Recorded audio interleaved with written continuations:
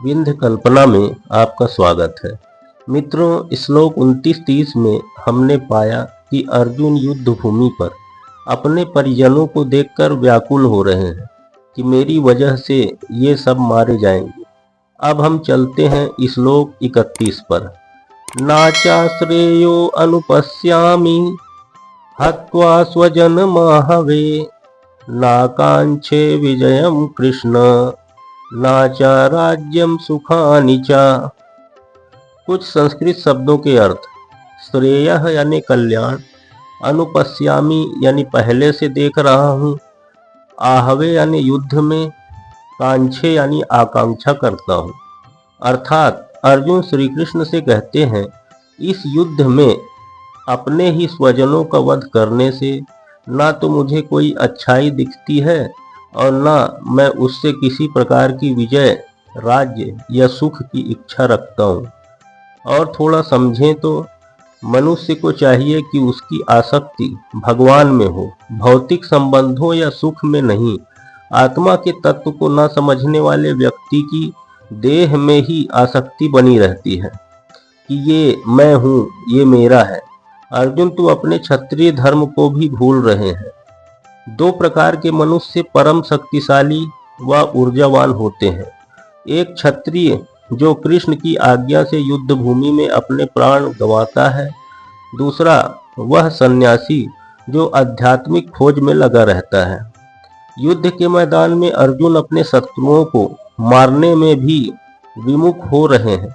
अपने स्वजनों की बात तो दूर की है, अर्जुन सोच रहे हैं कि अपनों को मारने से उन्हें जीवन में सुख नहीं मिलेगा, अतः वे युद्ध लड़ने के इच्छुक नहीं हैं।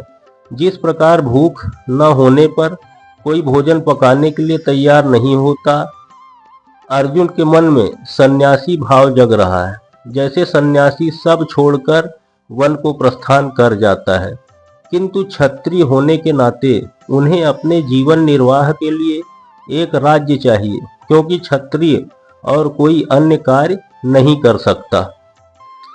किंतु अभी अर्जुन के पास राज्य भी तो नहीं है। अर्जुन के लिए तो राज्य प्राप्त करने का एकमात्र अवसर युद्ध ही है कि वे अपने बंधु बांधव व स्वजनों से युद्ध करके राज्य को पा सके, जिसे अर्जुन करना नहीं चाहते। इसलिए अर्जुन जंगल में एकांतवास करके निराशा का एकांत जीवन बिताने योग्य अपने आप को समझते हैं। अब हम चलते हैं श्लोक 32 पर। किम नो राज्येन गोविंदम किम भोगैर्जीवितेन वा एषामर्थे कांचितम नो राज्यम भोगा सुखानि च। कुछ शब्दों के अर्थ। किम यानी क्या, लाभ, भोगै यानी भोग से, एषाम यानी जिनके, अर्थे यानी लिए, कांचितम यानी इच्छित है। अर्थात अर्जुन श्री कृष्ण किससे कहते हैं, गोविंद, राज्य, सुख तथा इस जीवन से क्या लाभ, क्योंकि जिन सारे लोगों के लिए हम ये सब कुछ चाहते हैं वे ही इस युद्ध भूमि में खड़े हैं। और थोड़ा समझें तो इस श्लोक में अर्जुन ने श्री कृष्ण को गोविंद कहा, क्योंकि कृष्ण गौओं तथा इंद्रियों के स्वामी हैं। इस शब्द का उपयोग कर अर्जुन यह संकेत करते हैं कि कृष्ण यह समझें कि अर्जुन की इंद्रियां कैसे तृप्त होंगी, किंतु गोविंद हमारी इंद्रियों को तृप्त करने के लिए नहीं है। यदि हम गोविंद की इंद्रियों को तुष्ट करने का प्रयास करते हैं तो वे हमारी इंद्रियां स्वतः तुष्ट कर देते हैं, और जो मनुष्य गोविंद को संतुष्ट करता है उसकी इंद्रियां स्वतः ही संतुष्ट हो जाती है।